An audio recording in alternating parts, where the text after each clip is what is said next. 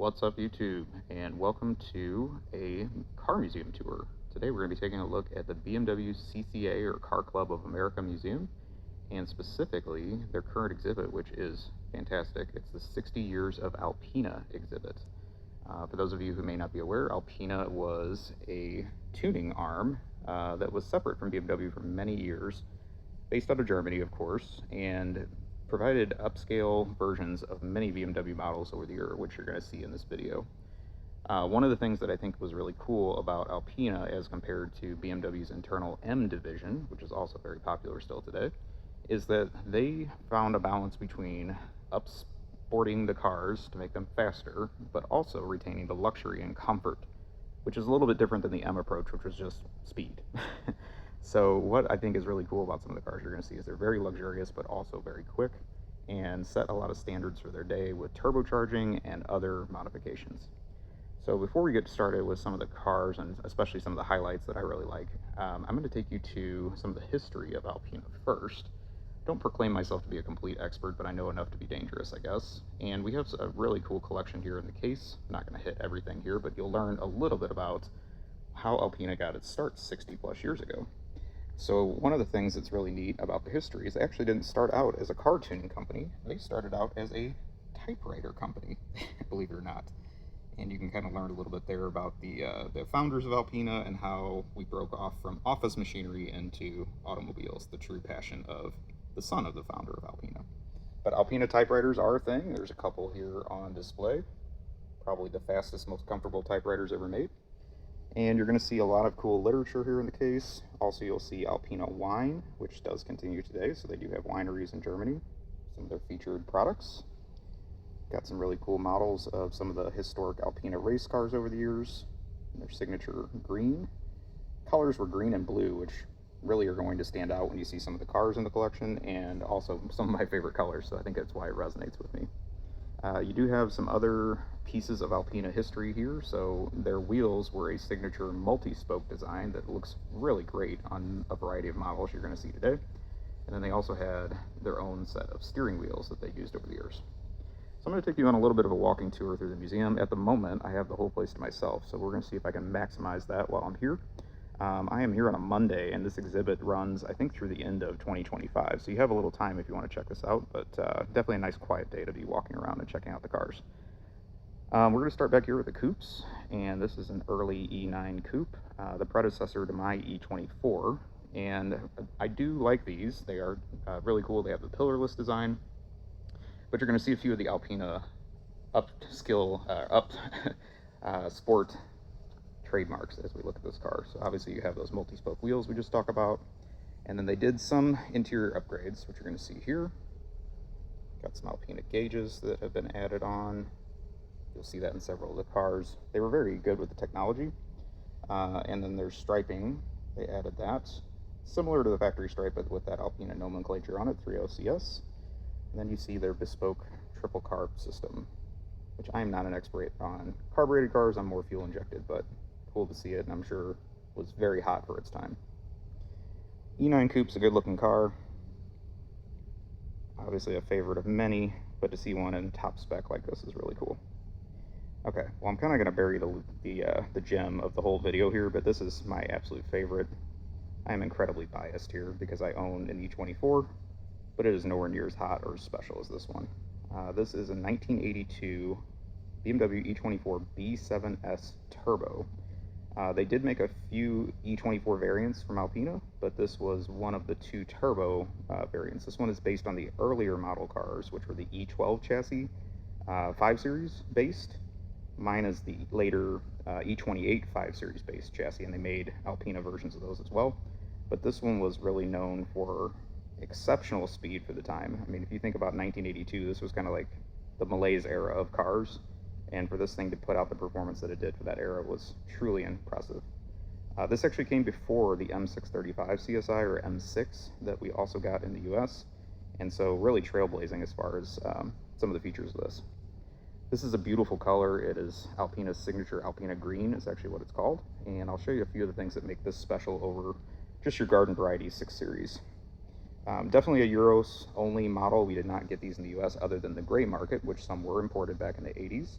And I've seen a few of these, but I've definitely never seen this one because it actually comes from Alpina's private collection in their German museum.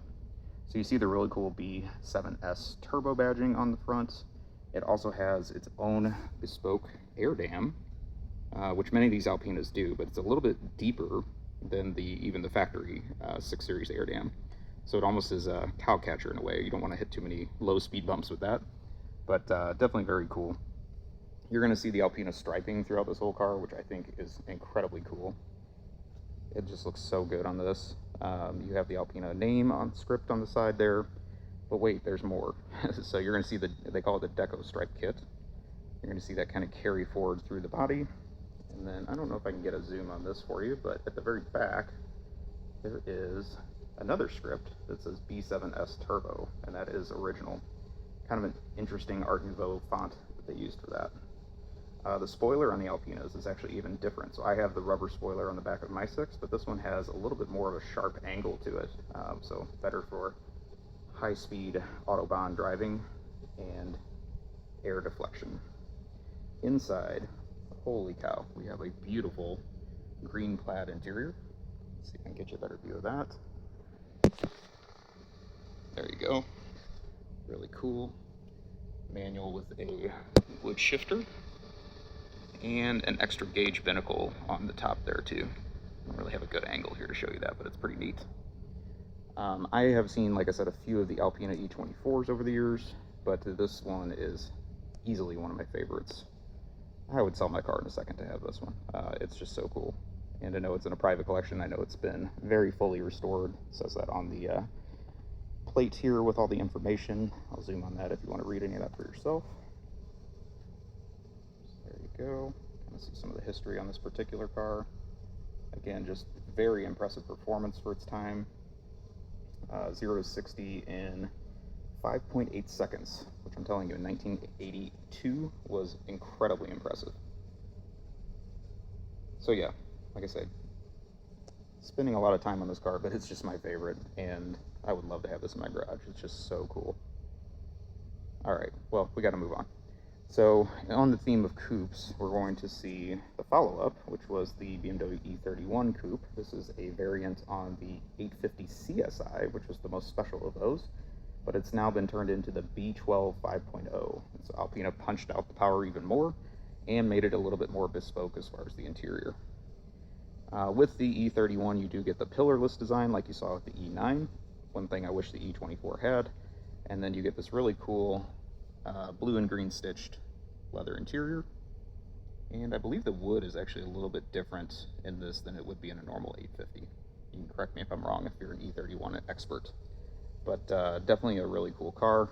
I think this is said it was a one of one in this specific silver color. So many of the cars in this video are approximately between 50 and 200 ever made, and obviously with some attrition that's, you know, cut those numbers down over time as well. So Alpina did not officially import cars into the US until really the early 2000s.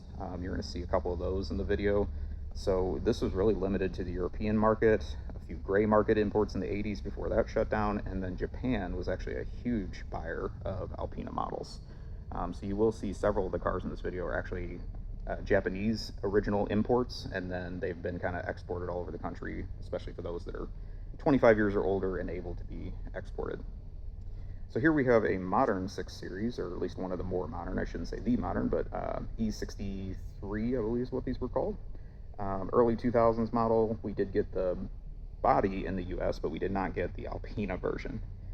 Here you see kind of their early 2000s wheel. I'm actually not as big a fan of these, but it was pretty impressive, especially the size of those for the time.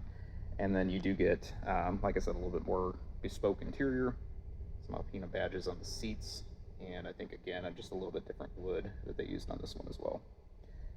Not really a huge fan of the Bengal look, as it was known, but I guess over time it's aged okay. So it looks pretty good in the Alpina version. All right, well, here you're going to see one that we did get in the US, which I do think is very cool. This was the 2015 Alpina B6, based on the 6 Series Grand Coupe that was sold in the US, and you could actually buy these in the US. I don't know if this particular one is a local car or not, but it would have looked just like this, and comes in the trademark Alpina blue, which is definitely a cool color. Over here we have an Alpina 8 Series, and this one is an interesting color. It's the frozen blue, I believe, with the matte finish paint, but it also has a red, bright red interior, actually. How well that's going to show up, but blue on bright red is definitely a look, and I think it's pretty cool. All right, well, let's go back to some history here. I'm going to pause on this cool E28 banner here with the E28 and a German fighter jet. That was a pretty cool little poster. Got another one here too as well with the E34. And then now getting back into some more vintage models, we have an E12 Alpina, which generation, like say of 5 Series a little bit before my E24, which was based on the later model 5 Series, but definitely shared a lot of parts with the green E24 we saw earlier. This one's a very appropriate, age-appropriate color called chestnut. It's a 1980 model. It's got the really cool deco stripes on it on this one as well. And then this one has shield seats in it with the Alpina colors. In a cloth, looking pretty cool. And we've got some extra Alpina gauges and another binnacle pod that's been added as well. A lot of common themes that you saw there. You also have an Alpina branded wooden shifter, which many of these early cars had as well. Definitely like this car too. And then here we're going to get to truly the sister car of my 6 Series, which is the E28 5 Series.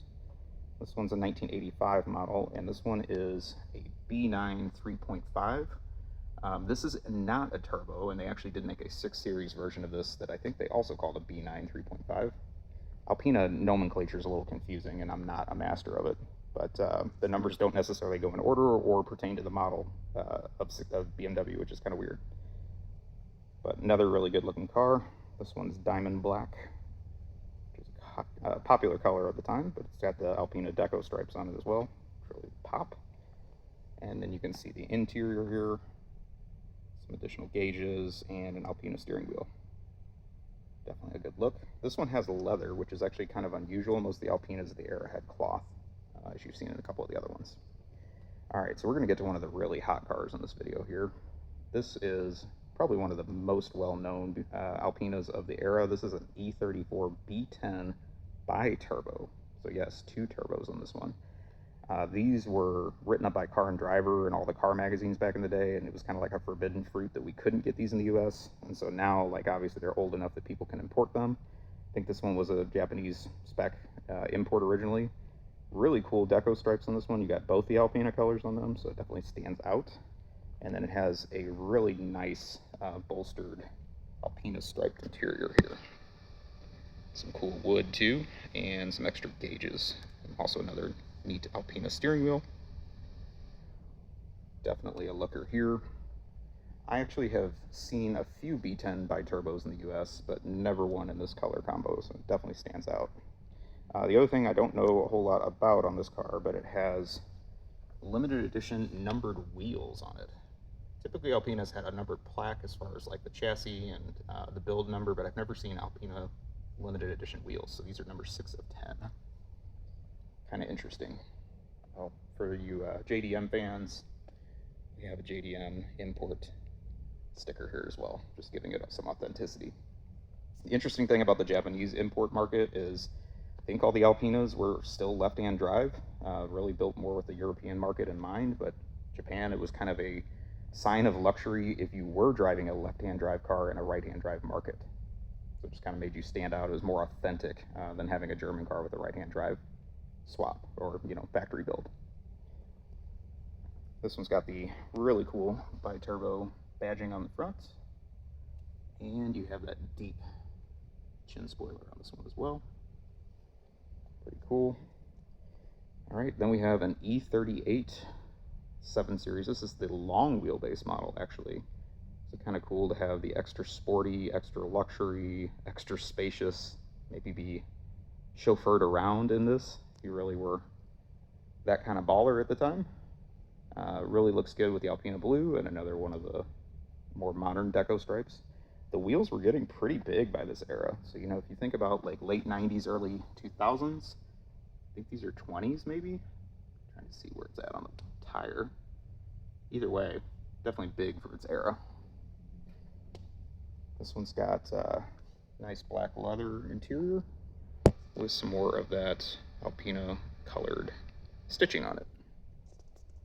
It's a good look. I do like the E38, and I've definitely never seen one of these in person, so it's pretty cool to check that out. Alright, so we're going to get to probably my second favorite car of the whole exhibit. This one might be controversial, so just trust my opinion, I guess, on this, or don't, either way. This is, I'm going to get the naming of it right.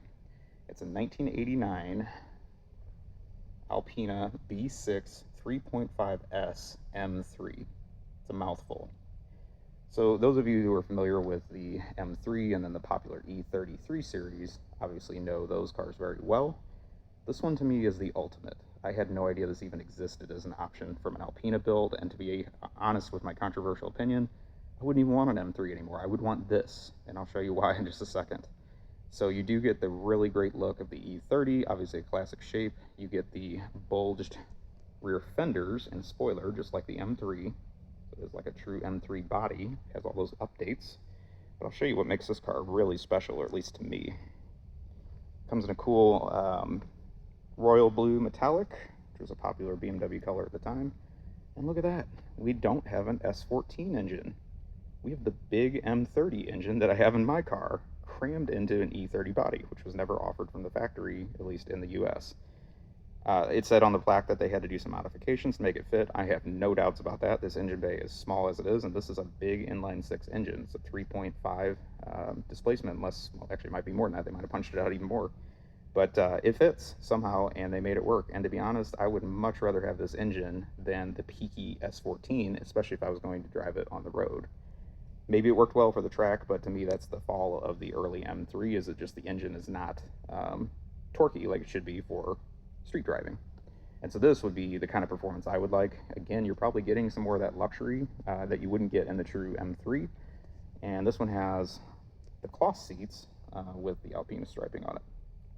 Obviously you get an Alpina bespoke steering wheel and shift knob and some other gauges as well. This one has the really cool digital vent gauge replacement. Try to get a zoom on that. So that was an Alpina trademark. This was very high tech for the 80s, and really cool to see that all lit up on one of these when they're working. So yeah, I'm kind of smitten with this car, especially the surprise of this. I'm going to come back and let you see the flared rear fenders. Again, no different than a normal M3 of this era. And then obviously the very large spoiler, as well as the trunk lid, which is different on these compared to a regular E30, just to promote the overlap size of that steering, or of that trunk lid. Really cool badging on the back. Again, a very complicated nomenclature here, a B6 3.5S. I'm not going to pronounce the German version, but it basically means catalytic converter. It's a really cool car. Alright, we're going to see another E30 here, and this is obviously one of the highlights of the museum. This is a German DTM race car. I don't know how well it placed. I haven't read all the history on it, but very cool. Obviously still built on that M3 body shape and fully stripped out for racing. This one, I'm sure, had several victories back in its day, or at least placed and showed. But holy cow, and that green with the Michelin Man on it, what a cool livery. I think this was in a lot of the Alpina promotional material at the time, so it was kind of one of those like win on Sunday, sell on Monday type deals. This was what would have gotten you to buy one of the more traditional street cars. It's just seeing this thing in action. So cool looking. Give you another look on this side. The wheels are super cool too. Did a great job with this. All right, we'll take you back through in time again. Here is a Alpina 3.0S sedan. So this is the sedan version, the E3 version of the E9 coupe we saw earlier. These were also known in the US as the BMW Bavaria. They rebranded it for the US. And very cool to see this. You know, again, this was kind of like the full-size BMW of the time, but then given the special treatment by Alpina. I always like the shape of these. I actually kind of like the sedan more than the coupe, which again, that's very controversial to say, but I'm just kind of weird like that. Here we have some more of those shield seats with the Alpina stripes. So again, kind of a sedate looking exterior and then some party in the inside. You have some huge Alpina badging on the gauge cluster, which I think is kind of cool, as well as the steering wheel and some extra gauges tacked on and some extra wood trim. Kind of sensing a trend here, probably with some of their treatment, but it all kind of started here. We're going to see a few more cars here. I'm going to kind of walk you around the center, and we're going to get into some of the ones I don't know as much about, but BMW 2002, obviously very popular model, the late 60s, early 70s. One of their race cars again, can't tell you much about it, but it is good looking. And then we have one of their 2002s in street livery. Again, I'm sure was very hot for the time. This one I think has Reccaros in it, looks to be, with the trademark striping. Some extra gauges, shift knob, steering wheel, the whole shebang. These aren't what I grew up with, so while I respect them, I just don't know them as well as the 80s and up BMWs. And then here we have yet another 2002 race car. Again, I haven't read the full description on it, but I'm sure very impressive for its time. And then here's the car that gave me pause when I started walking around the museum. I'm like, why is just a BMW X5 in here? Doesn't have any Alpina stripes on it, not very apparent what's different about this. I know it's the 4.6 IS model, which was the top dog of the time. Well, what I learned from reading the description is actually when they made the 4.6 IS of the original X5, this was an engine that was actually tuned by Alpina, and it was really the first Alpina that was sold in the US, technically, with the engineering being brought to a US spec model, I should say. I guess this is factory, but I can't say I've ever seen one of these with the red interior accents, but I definitely like it. So another reason why these were kind of special. I knew a little bit about the 4.6 IS, and I think maybe future collector vehicle, but as of now, like, I mean, you really can't tell that this is anything different than a stock model other than being the sportiest version of it. These were built here in Greer, South Carolina, where the BMW factory is. I should mention that earlier. But this is really the home of the BMW SUV, as well as some of the other models we're going to take a look at, which kind of leads us to this one. So this is a Alpina Roadster S, based on the mid-2000s Alpina Z4, or sorry, BMW Z4. We did not get this model in the US, so this is an import, which is pretty cool. A lot of these cars, like I think I mentioned, are on loan from the Alpina Museum in Germany. This one has the Aughts 5-spoke Alpina wheels, which we saw a couple other ones.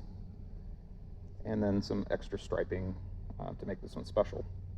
So what I thought was kind of interesting about this is that this model of the Z4 was built here in Spartanburg, Greer, South Carolina, but then this one was never sold in the US, and so it actually says that they shipped these back to Germany for finishing by Alpina before they were then sold to European and other overseas markets. It's definitely cool to see this, not something you would see running around anywhere in the US because these aren't quite legal for import yet, but they will be in just a few short years. Here we have a car that we did get in the US. This was probably the more formal introduction to Alpina in the US. This is the Z8, but it's the Z8 Alpina. And so when you could get a Z8 in the early 2000s, they had the M5 engine, which was pretty cool. They obviously are a classic design based on the original BMW 507. This one has the hardtop attached to it, but obviously these were roadsters. Pop that off with a convertible top. And then you see the interior in this. And what made the Alpina version unique is that these only came with an automatic. But if you bought the regular Z8, they only came with a manual. So you had a major choice to make. A lot of people prefer the manual, but what they also prefer is these Alpina wheels, the 5-spokes. And so you'll see a lot of the Z8 manuals with the Alpina wheels swapped on them. Popular thing that people have done. I do like the Z8. I don't know about black as far as my favorite color for it, but I think this one looks pretty sharp. And again, I think BMW was getting a taste for, could Alpina sell in the US? Is there a market for a more premium model above some of their current offerings? And the answer, even on the short, limited production vehicle, was yes. And so we started to see a lot more Alpinas after this. One thing I'll mention too is Alpina is actually now an official BMW-owned subsidiary, just like BMW M, but it wasn't as of just a few years ago. Long history with some of the changes there that took place, but I think it's kind of neat that Alpina will live on for a long time just with that extra funding and backing, and that's the other reason we're starting to see more Alpinas in the US. So pretty cool. All right, here's another favorite of mine. Here we have a BMW Z1, or Z1, because I watch too much English car shows, Roadster. And we never got these in the US either. And I've seen a couple in the US that have been imported now that they're old enough, but I've never seen an Alpina variant. It's a pretty cool look. If you're unfamiliar, this was a pretty space-age car for BMW back in the day. Used a lot of plastics. This was even before the age of Saturn, you know, the brand, and kind of trailblazing for that in the US. These came before that, and really just special in how they were put together. You could remove whole panels of the car and it would retain its integrity. It was kind of cool. And then obviously the signature feature is the doors, which are retractable. So they slide down for easy in and out, and then you lift them back up. Really cool, very unique design, and you could actually drive it with the doors down like this, kind of like a Jeep with the doors off as well. Seats were a little bit 90s, I would say, or late 80s, kind of what the era of this car was. And then you have just some really cool looking Alpina steering wheel on this one. This is a pretty wild car in the first place, and so just the Alpina touches don't really detract too much from that. They just kind of add a little bit more extra spice to it. So definitely a fan of this. I would like to have a Z1. A typical Z1 really just is an E30 under the skin, engine-wise and suspension, things like that. So a lot of space-age body technology, but the actual mechanicals of it are pretty simple, and you can easily get parts, which is a nice touch. All right, we're going to get more into some 90s cars here and up, which I'm not necessarily an expert on, but I do think they're cool. Here we have an E36 Roadster. Very special looking with the blue Alpina paint.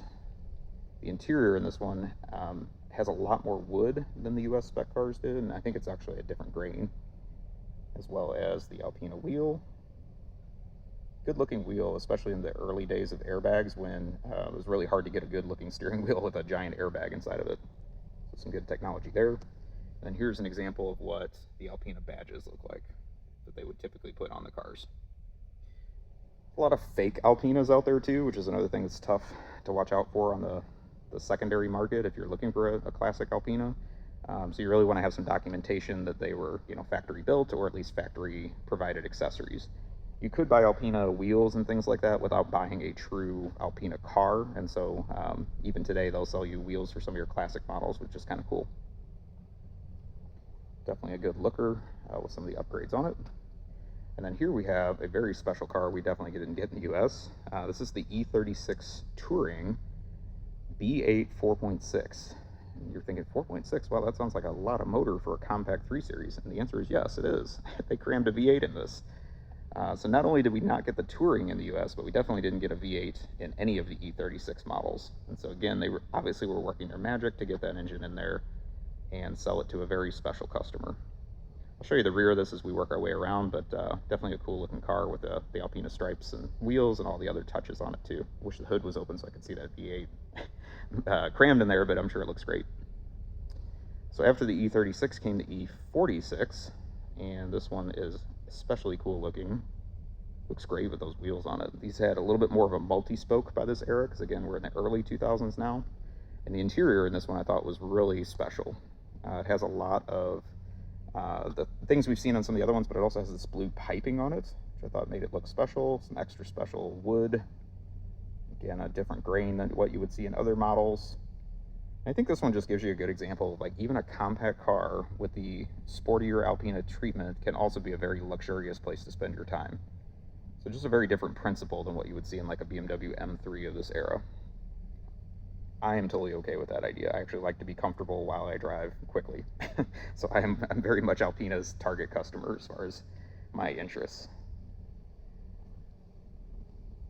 Just a really cool looking car. This one I think is also owned by the museum in Germany, so it's on loan. Not legal for import just yet, but will be soon. So those of you that are kind of eyeing up cars that are about to hit the 25-year rule, this would be one to keep an eye out for. But yeah, I just think that's a really good looker. All right, we're going to take another blast to the past. Here's an E21 3 Series, so the first 3 Series. Always been a big fan of these. I think this one really pops with the Alpina stripes and the red.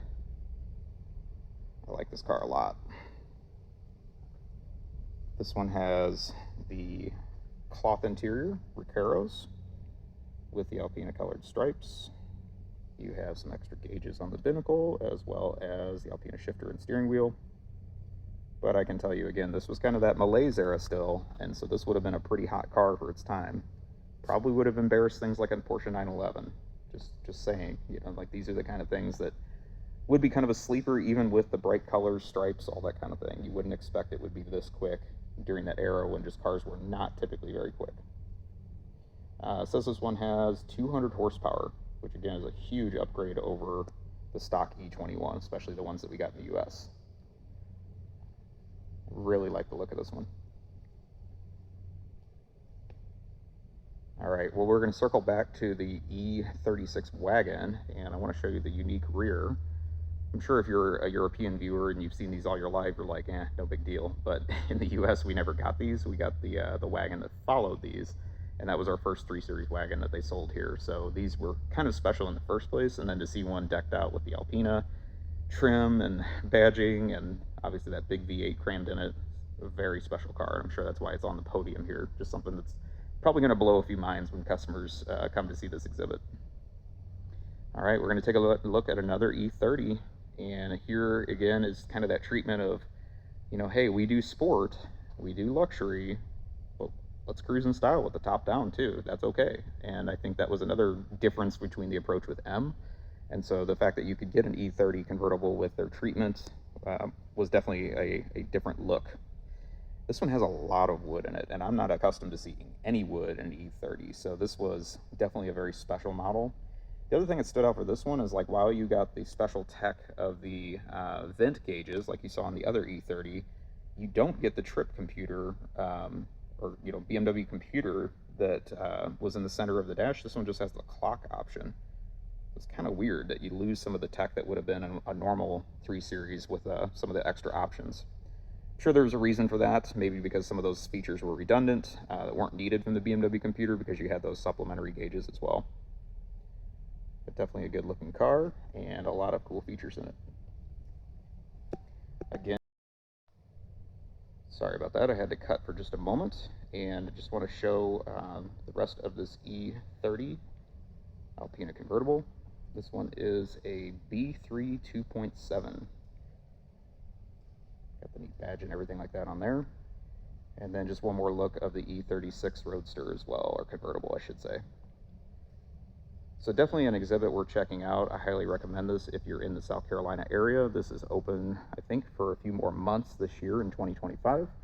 I wish I could have been here for the kickoff of the exhibit. There were other Alpina models out in the parking lot on display, and I would have been a really cool car show to see some of the other stuff that was out there from the collectors. But definitely worth your time. I think CCA will make you a member by the time you leave, just of some of the cool stuff you can see with being a part of this.